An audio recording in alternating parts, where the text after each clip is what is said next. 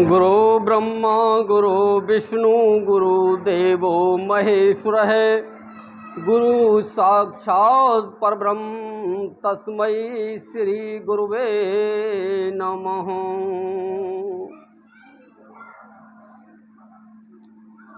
देखो, सत्संग में आने से हमारे सभी संत महात्माओं ने बताया कि गुरु के अंदर ये क्वालिटी होती हैं कि गुरु ब्रह्मा है, विष्णु है, महेश्वर है और गुरु ही कर्मों को काटने वाला है।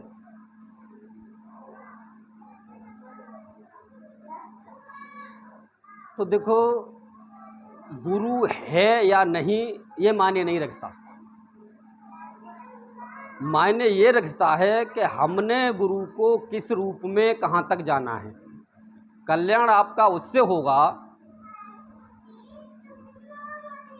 कि हमने क्या जाना है, गुरु कहाँ तक पहुँचा है, क्या जानता है, क्या करता है, ये गुरु की कहानी है।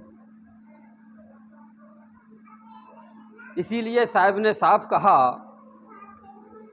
कि गुरु की करनी गुरु भरेंगे, चेला के वही चेला, चढ़ उड़ चल हंस अकेला। क्योंकि हमने कोई गुरु हो या संत हो, कोई भी हो, सबकी अपनी अपनी करनी है, अपनी अपनी रहनी है। हमने किसी के विषय में, हमको अधिकार नहीं है कि हम किसी के विषय में गलत सलत कहें, लेकिन सही क्या है और गलत क्या है इसका निर्णय शिष्य करता है, गुरु नहीं कर सकता। क्यों कि गुरुओं का तो काम क्या है, अपने मोह मियाँ मिट्ठू बनाना कि मैं पूरा हूँ, कि मैं पूरा हूँ, मैं बड़ा हूँ, कि मैं बड़ा हूँ। तो इससे शिष्यों को कुछ मिलने वाला है नहीं, क्योंकि उनकी अपनी अपनी करनी है। तो उसमें न हम पढ़ें, हम इसमें पढ़ें कि मान लो जो साहब ने सिद्धांत दिया है, हमने क्या जाना है और हमने क्या जानना है।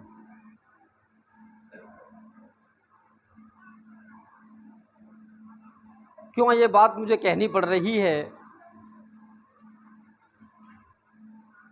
क्योंकि एक जिज्ञासु का प्रश्न आया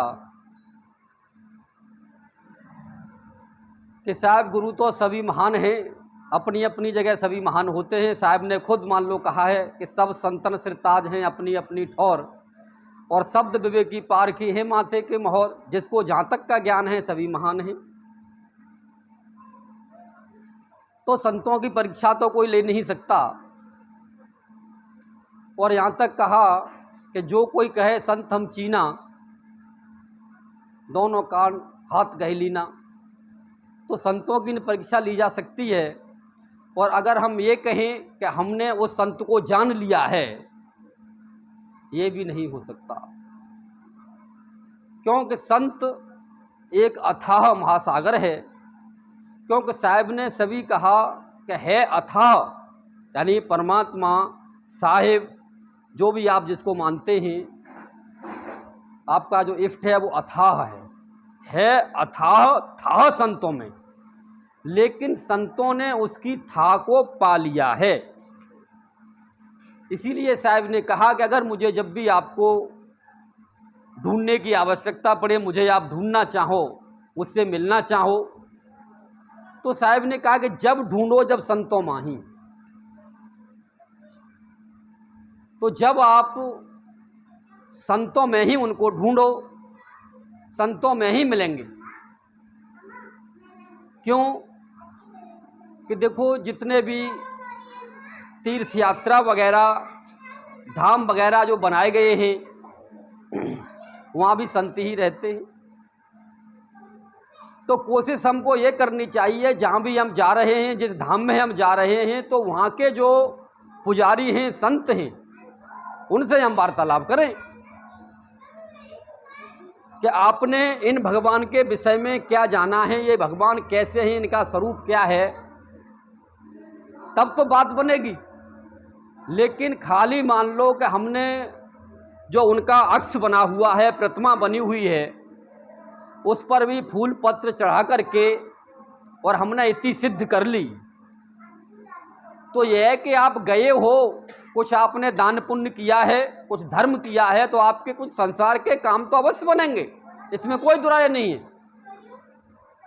लेकिन आपको जो ज्ञान मिलना है वो ज्ञान संतों से ही मिलना है, संत चाहे किसी भी रूप में हो। क्योंकि साहब ने साफ कह दिया कि भेष देख मत भरमिए, पूछ लीजिए ज्ञान।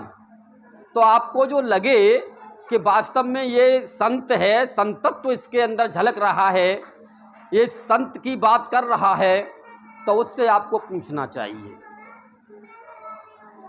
भेष मत ना देखो, क्योंकि भेष देख मत भरम, ये पूछ लीजिए ज्ञान। मोल करो तलवार का, पड़ी रहने दो म्यान।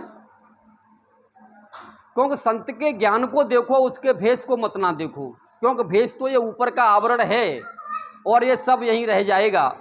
और एक आवरण नहीं है। जब वास्तव में आपको कोई संत मिलेगा तो खाली वो इस आवरण के ऊपर ही नहीं होगा, वो आपको ये वहाँ तक ले जाएगा, उस ज्ञान में ले जाएगा कि मेरे अंदर कितने आवरण लगे हुए हैं, कितने आवरण हैं, आपके अंदर कितने आवरण लगे हुए हैं, जिसके लिए डंका देखो सभी पीटते हैं।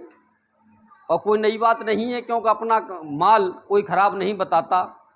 क्योंकि आजकल ज्ञान देना नहीं है, बेचना है, इसलिए अपना माल कोई खराब नहीं बताता। लेकिन आपको करना क्या है, आपको अपनी सूझबूझ का परिचय देना है और आपको क्या चाहिए और क्या आपको मिला हुआ है, बात वहां से बनती है। अब जैसे उन्होंने कहा कि साहिब गुरु तो सब महान हैं और सबका हम आदर सम्मान करते हैं, करना भी चाहिए भाई, क्योंकि संतों की बराबरी कोई नहीं कर सकता, इसीलिए हमको सबका मान सम्मान करना चाहिए। क्यों कि संतों ने यहाँ तक कह दिया, ना जाने किस भेष में मिल जाए भगवान रे। आप जिस भेष को देख रहे हैं, वो भेष के अंदर कितने आवरण हैं, कहाँ तक किसकी पहुँच है, आप अनुमान नहीं लगा सकते। तो सबका आदर सम्मान करें। और उन्होंने एक प्रश्न और पूछा कि साहिब आखिरकार हम पूर्ण संत के पास पहुंच भी गए,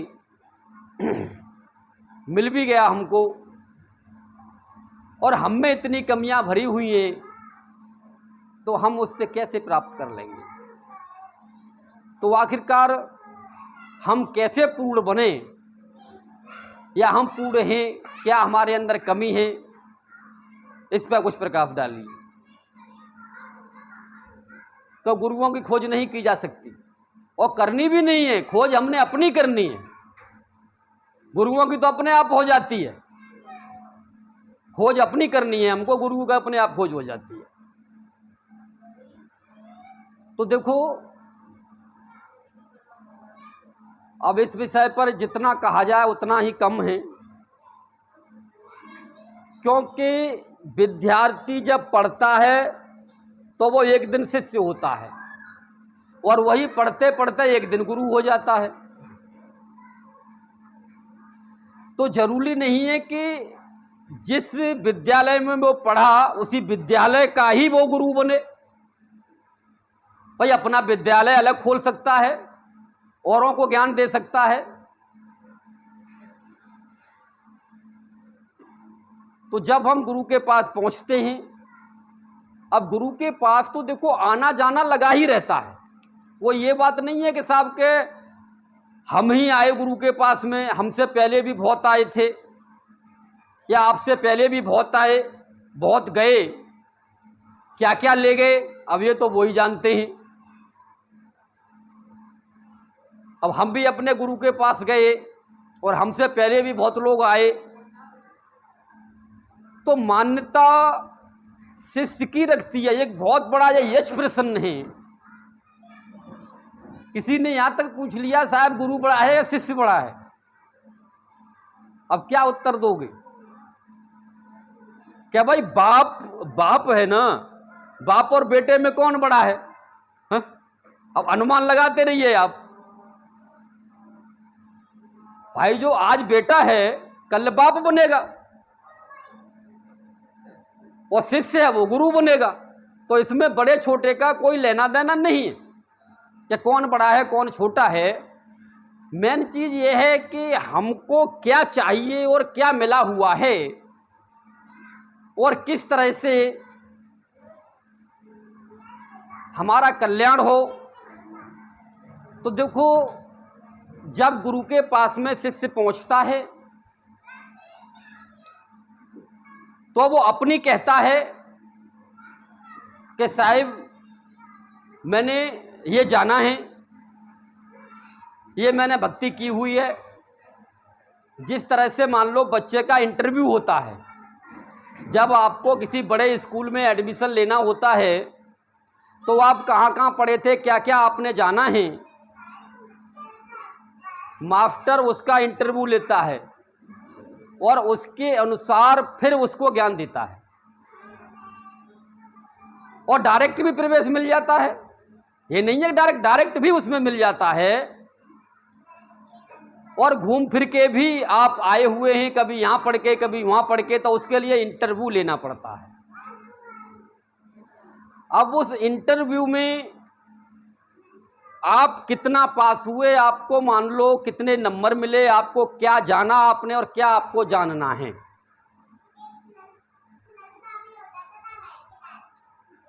तो ये बातें महत्वपूर्ण होती हैं।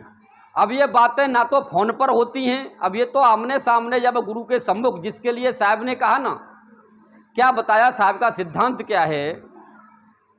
अब वो कोई मैं परीक्षा नहीं लेता। जब भी मान लो कोई साधक गानी गुरु के सम्मुख होता है तो माँ ये नहीं है गुरु परीक्षा ले रहा है, सिर्फ माँ गोष्ठी होती है गुरु और शिष्य की। तो साहब ने कहा कि मान लो आओ संतो गोष्ठी करें और अधूरा हो उसे पूरा करें। कि आप इधर उधर मान लो पढ़ के सुन के थक चुके हो और आपको पूर्णत्व की प्राप्ति नहीं हो रही, आप उसको नहीं जान पा रहे, तो आओ 2 मिनट बैठें, घड़ी 2 घड़ी बैठें, गोष्ठी करें, बातचीत करें कि आपकी कहाँ तक मान लो पहुँचे, कहाँ पर आप अटके हुए हैं। तो जहाँ पर आप मान लो रुके हुए हैं, पूर्ण गुरु मान लो क्या करता है कि जहाँ से आप रुके हुए हैं वहीं से वो आगे बढ़ा देता है। अब इसके लिए साहब ने साफ कहा है कि नारायण और नगर के यद्यप रहा अनेक, पहुंचे पहुंचे एक मत, अनपहुंचे मत अनेक। कि जो मान लो अपने गंतव्य स्थान पर पहुंच गया, अब वो ये नहीं कहेगा कि ना भाई तुझे नजफगढ़ से आना है, कि नागलोई से आना है, क्या पीलागढ़ी से आना है, क्या बहादुरगढ़ से आना है। अरे कहीं से भी आ, लेकिन अपने गंतव्य स्थान पर हमको पहुंचना है। और वो वहीं से उसको बता देता है कि भाई वहां से इस तरह से आ जा। यही पहुंचे हुए का होता है, मेन चीज है पहुंचना। अब ये नहीं है कि न साहब के हम तो रेलवे स्टेशन से ही आएंगे। अब जो बहादुरगढ़ से आ रहा है, अब वो पहले रेलवे स्टेशन जाएगा नई दिल्ली और वहां से फिर वापस आएगा। ये तो कोई बात नहीं हुई। यानी अब तक जो हमने किया था बेकार चला गया, ऐसा कुछ नहीं होता। ये एक भ्रम है, ये भ्रम फैला रखा है क्योंकि अपनी मान बढ़ाई के चक्कर में। लेकिन जिसको वो रास्ता जिसने तय कर लिया है, अगर पहुंचा हुआ है तो वहीं से उसे आगे बढ़ा देगा। ये साहब का सिद्धांत है और होना भी चाहिए।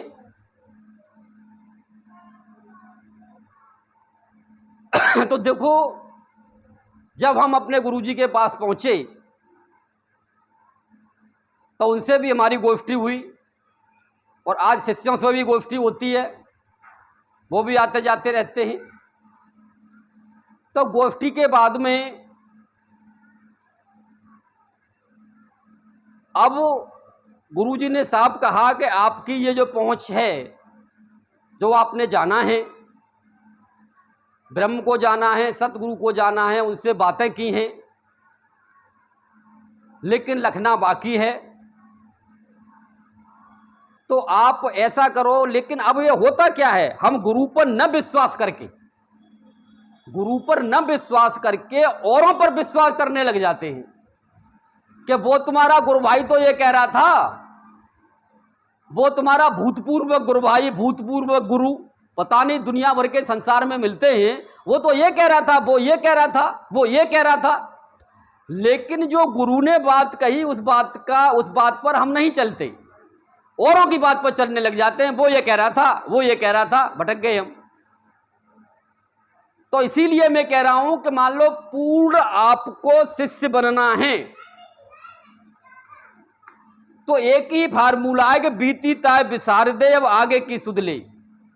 जो आपके साथ में अच्छा बुरा जो भी हुआ इस संसार में, जिसने भी किया, उस पर मिट्टी डाल के आप आगे बढ़ लो, क्योंकि मुझे भाई अपने गंतव्य स्थान तक, अपने घर पहुंचना है। सिर्फ शॉर्टकट फार्मूला बता रहा हूं आपको, और सिर्फ आपको अपनी बात गुरु से कह करके, और गुरु जो आपको रास्ता देता है सिर्फ वो मानना है, न कि कोई और जो चिल्ला रहा है कि वो ये कह रहा था, वो ये कह रहा था। कितना भी सगा हो, कितना भी सगा हो, नहीं माननी। क्यों कि सगा है कौन? तो साहब ने क्या कहा, साधु सगा, साधु सगा है। अब साधु है कौन? जो पूर्णत्व को प्राप्त हो चुका है। तो अगर आपको जब यानी सत्संग सुन के आपके मान लो उसके विचारों से, उसके ज्ञान से प्रभावित हैं, तो आप उस पर ही रहिए, किसी और की मत ना मानिए, तब तो आपकी गाड़ी चलेगी, वरना नहीं चलने वाली। आप पूर्ण शिष्य है ही नहीं, बन ही नहीं सकते, बनने के लायक ही नहीं है। जब आप दूसरे की बात पर अमल करते हैं तो अपने अनुभव पर अमल कीजिए, जो आज तक आपने किया है, और आगे जो गुरु कह रहा है कि अब आपको आगे ऐसे चलना है, उस पर अमल कीजिए। बाद बाकी सब छोड़ दो। ये पूर्ण शिष्य की पहचान है। और ये सब जगह ड्रामेबाजी होती है, कोई नई बात नहीं है। जब हम भी पहुंचे, जब और शिष्यों के सामने जब बात हुई, तो सबने देखा कि भाई हमने तो आज तक ऐसी बातें सिर्फ गुरु जी के मुख से सुनी थी कि परमात्मा बोलता भी है, बातें भी करता है, कि सतगुरु बोलता भी है, बातें भी करता है।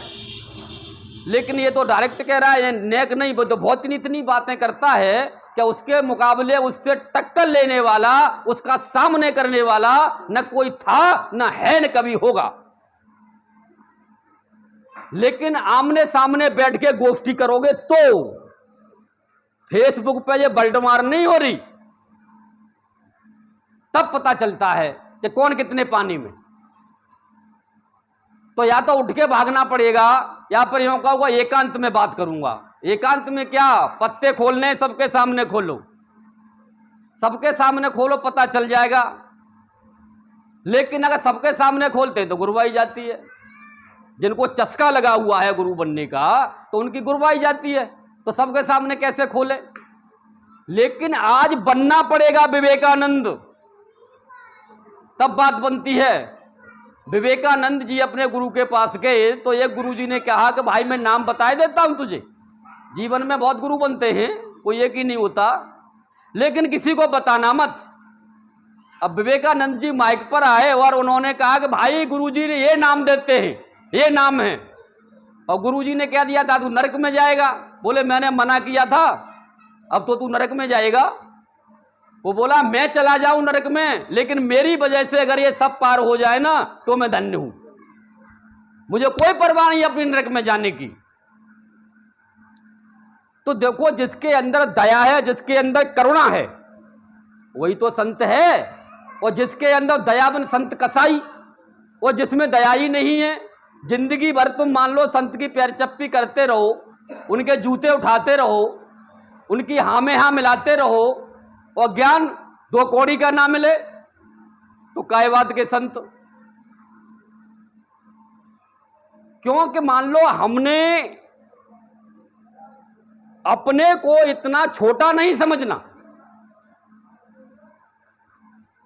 समस्या क्या है कि हमने अपने को, क्योंकि हमारे संतों ने क्या कहा, बाबा तुलसीदास ने कहा कि तू छोटा नहीं है, ईश्वर अंश जीव अविनाशी, तू परमात्मा का बेटा है, और तू अपने को इतना तूने छोटा समझ लिया कि मैं भाई कुछ भी नहीं हूं, जी नहीं दुनिया भर का है। लेकिन नहीं, तू परमात्मा का बेटा है, अपने आप को पहचान और अपने पावर का इस्तेमाल कर। तो परमात्मा का बेटा परमात्मा जैसा ही होता है, शेर का बेटा शेर जैसा होता है। तो छोटा कैसे है? लेकिन अपने कर्मों की वजह से गिरते गिरते गिरते गिरते इस तरह से हम गिरे कि जीव रूप गए होए। अब जीव भी नहीं रहे, मनुष्य हो गए, मनुष्य भी नहीं रहे, लड़ने वाले, लड़ाई झगड़े करने वाले हो गए हम। मनुष्य वही है जिसमें मनुष्यता झलके, जो एक करने की कोशिश करे। लेकिन जो लड़ाई झगड़ा करवाने की कोशिश करे, लड़ाई झगड़े को मान लो जगह दे, वो तो मनुष्य के काबिल भी नहीं। क्या कहा जाए, क्योंकि जानवर जिस तरह से लड़ते हैं कि जो भी देखा कि मेरा खाना लेने आ रहा है, मेरा खाना लेने आ रहा है, उस पर टूट पड़ते हैं। देखा ना कुत्तों को, एक कुत्ता अगर मान लो खाना आप खिला रहे हैं और दूसरा अगर आया ना तो उस पर लड़ेगा, वो खाने पर ध्यान नहीं देगा कि ये मेरा खाना ले लेगा।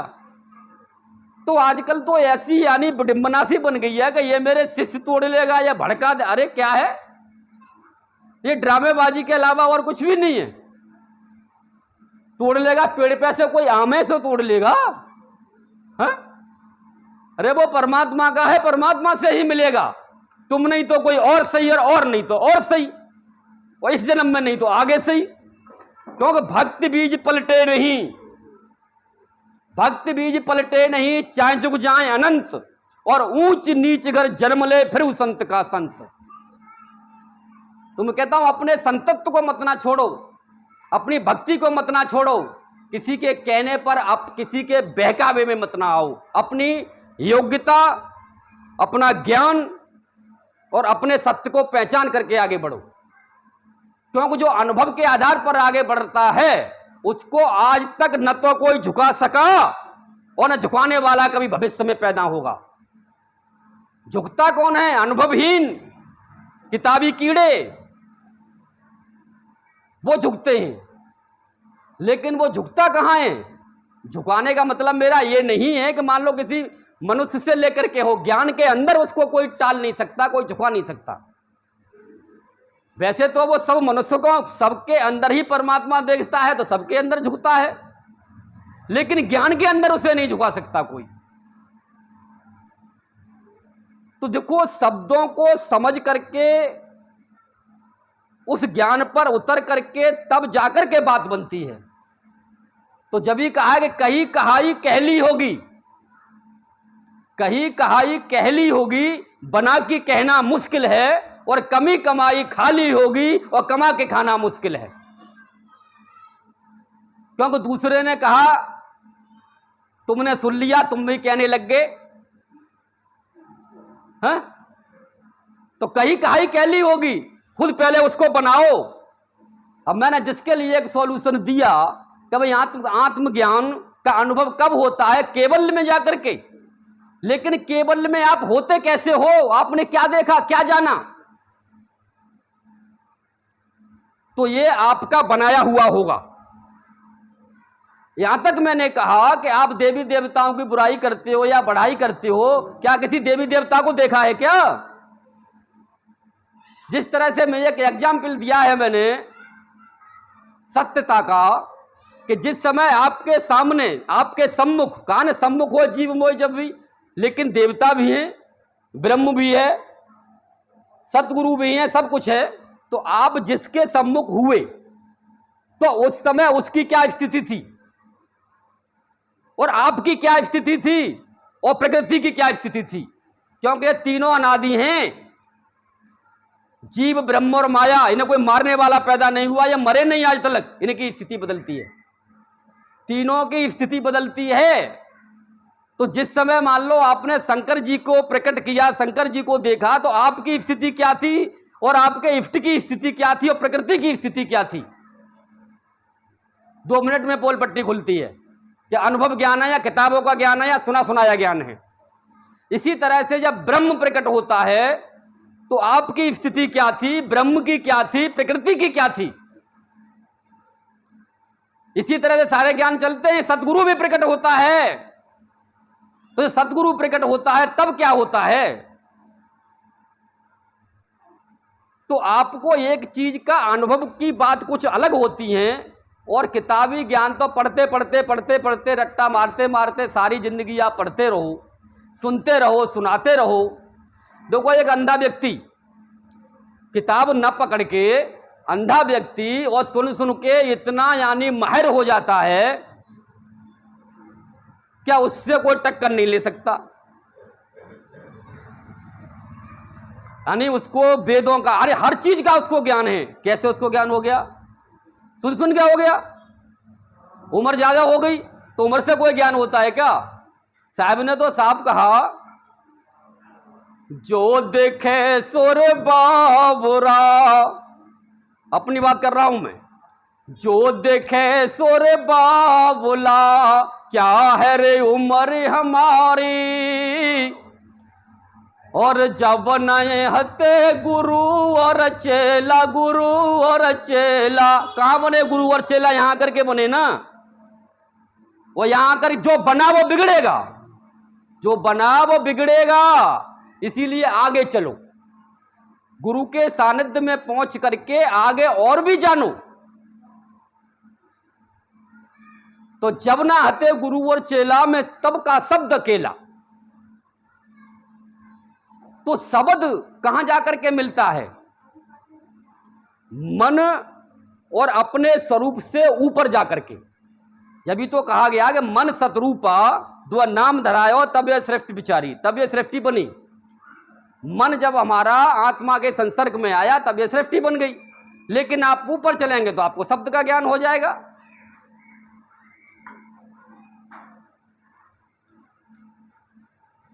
तो बात यह है कि मान लो जब तक आप खुद चलेंगे नहीं, गुरु क्या है, सतगुरु क्या है, साहिब क्या है, शब्द क्या है, तब तक आपकी समझ में कुछ आने वाला नहीं। तो देखो, जब गुरु के पास पहुंचा जाता है तो गुरु के बताए हुए मार्ग पर, जब मेरे से भी मान लो बहुत लोगों ने, कि हमारे से पुराने भी थे और भी बहुत संते से बातें होती थी, ये क्या है, ये क्या है, वो क्या है, दुनिया भर की ड्रामेबाजी होती रहती है। और हम इसमें किसमें आ जाते हैं? हम यानी भ्रमित हो जाते हैं। भ्रमित हो जाते हैं तो गुरुजी ने एक ही बात कही कि पहले अपने घर को देख लो, क्या मरने के बाद तुम्हें जाना कहाँ है, उसके बाद जिस मर्जी के घर में घुस जाना। जिस मर्जी के घर में घुस जाना, तुम्हारा कोई हाथ पकड़ने वाला नहीं है, क्योंकि तुम राजा के बेटे बन जाओगे। तो अपना घर देखने के बाद आप कहीं भी घुस जाओ, कहने का मतलब है आप वहां से बाहर निकल आएंगे। जैसे कई बार मैंने आपको बताया है कि निरंकार की बहुत बड़ाई करते हैं,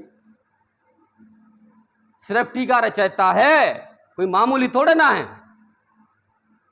सृष्टि ही उससे चल रही है, पारब्रह्म बन के बैठा हुआ है, सब कुछ उसी में समाता है, सब कुछ उसी में से निकलता है।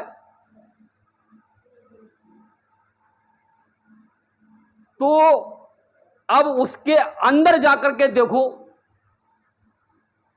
अंदर क्या है, अंदर क्या है तब पता चलेगा।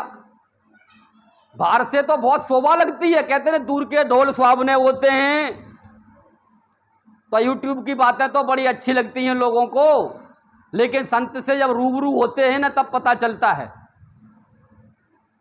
जब उनकी रहनी गहनी देखते हैं और वो क्या नाम देते हैं तब पता चलता है।